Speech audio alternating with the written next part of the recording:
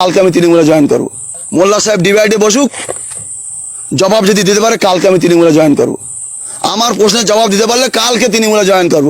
আমি একা না, আমার সহসঙ্গীরা নিয়ে জয়েন করব। বলুক, অন ক্যামেরায় বলছি, কালকে তৃণমূলে জয়েন করব। আমার প্রশ্নের জবাব দিতে হবে। আমি কটা প্রশ্ন করব, সেই প্রশ্নের জবাব যদি ও দিতে পারে, ও তো একটা এমএলএ, আর আমি তো একটা সামান্য আমি তো একটা ধরো পিঁপড়ে ধরো মনে করলাম। আমার প্রশ্নের জবাবটা দেখ। নওশাদ সিদ্দিকী, আব্বাস সিদ্দিকী অনেক দূরে কথা। আব্বাস সিদ্দিকী আর নওশাদ সিদ্দিকীর কথা বলছো, সাবধান হয়ে যাও, সাবধান হয়ে যাও। ফের বলেছি সাবধান হয়ে যাও। ওনার তোলা কন্ট্রাক্ট, আবাসযোজনার টাকা, ঘরের টাকা, এইসব নিয়ে ব্যস্ত থাকে মোল্লা সাহেব। কাকে কিভাবে মানুষ খুন করার কন্ট্রাক্ট লাই, সেইটা করতে আছে নওশাদ, এই ভাঙড়ের নটোরিয়াস ক্রিমিনাল। এবং নওশাদ সিদ্দিকী মহাশয় সেটা বন্ধ করতে এসেছে। পুলিশের বিরুদ্ধে আপনাদের কোনো ক্ষোভ বা অভিমান কিছু নেই যে আপনাদের সরকারি অনুষ্ঠানে বলেন না? আমি দেখো, রাষ্ট্রের বিরুদ্ধে কেউ লড়াই করে না, পুলিশকে আমরা সম্মান করি।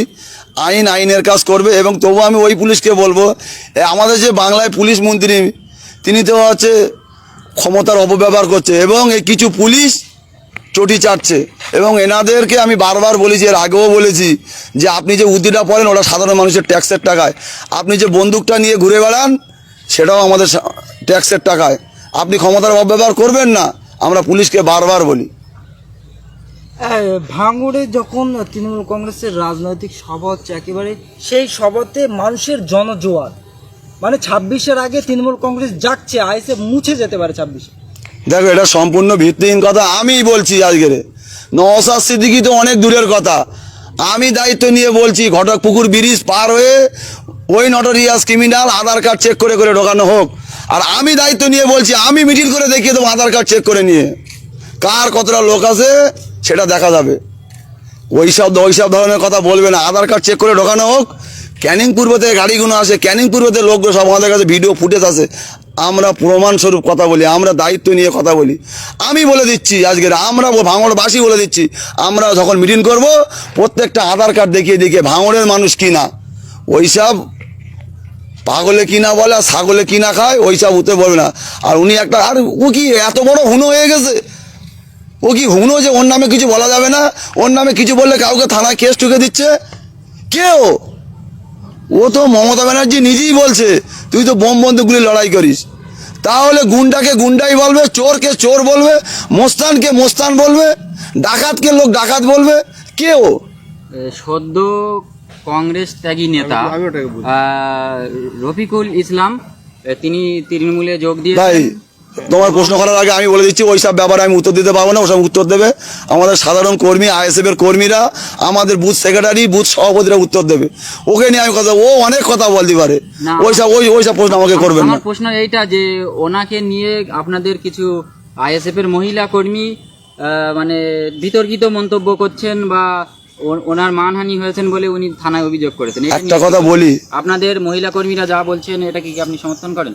দেখো, আমি তো ভিডিওটা সম্পূর্ণ এখনো দেখিনি, তবে তোমাদের মুখ দিয়ে শুনি আমি কথাগুলো বলছি। কিছুটা হলেও সত্যি আছে এর মধ্যে। আমার অঞ্চলে তো বাড়ি, আমি তো জানি কি করে না করে, টোটাল ডিটেলস তো আমার কাছে আছে।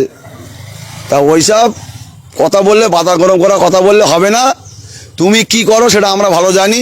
আর তুমি এই যে নওশাদ সিদ্দিকীর বিরুদ্ধে, আব্বাস সিদ্দিকীর বিরুদ্ধে কথা বলছো না, এইটা বলা বন্ধ করো, এইটা বলা বন্ধ করো। কিন্তু আমাদের ছেলেরা অনেককে আমি ঠান্ডা করে রেখে দিয়েছি। যদি আমরা একবার বলি না, ওইসব কথা বলা, বড় বড় বাতেলা দেওয়া বন্ধ করো। তোমার একটা ভোট আছে এখানে, তুমি কিসের নেতা গো?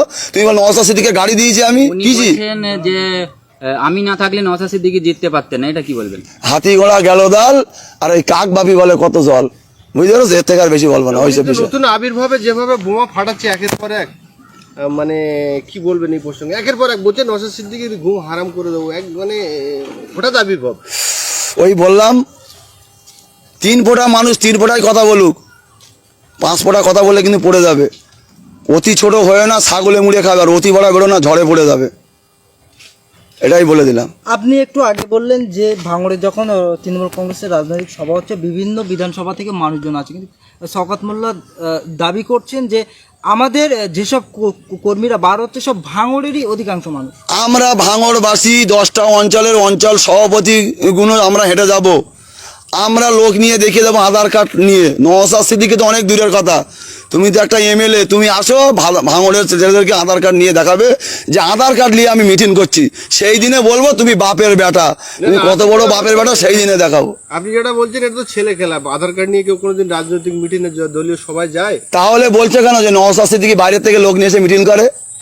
এটা প্রমাণ করি গো, আর আমি প্রমাণ করে দিচ্ছি। আপনারা বারবার বলেন তার কাউন্টার ওনারা দিয়ে একদম না, আমরা কোনোদিন, আমরা বারবার আমরা প্রমাণ দেখিয়ে দেবো, ভিডিও ফুটেজ দেখিয়ে দেবো, গাড়িগুলো কোথায় থেকে আসছে, লোকগুলো কোথায় থেকে আসছে, তাদের মুখ দিয়ে শোনাবো আমরা, সেই তারাই বলবে। আমার কোনো কথা শুনে বিশ্বাস করতে হবে না তো, যারাই আসছে তাদের মুখ দিয়ে শুনবে কোথায় থেকে নিয়ে আসছে, কত টাকা দিয়ে নিয়ে আসছে, তাও শুনবে আপনারা। আপনাদের কাছে ভিডিও আছে তো, আপনারা দেখাতে পারবেন। 26 বিধানসভা নির্বাচনের আগে আপনারা হয়তো আর ঘুমোতে পারবেন না, কারণ শওকত মোল্লার বক্তব্য স্পষ্ট।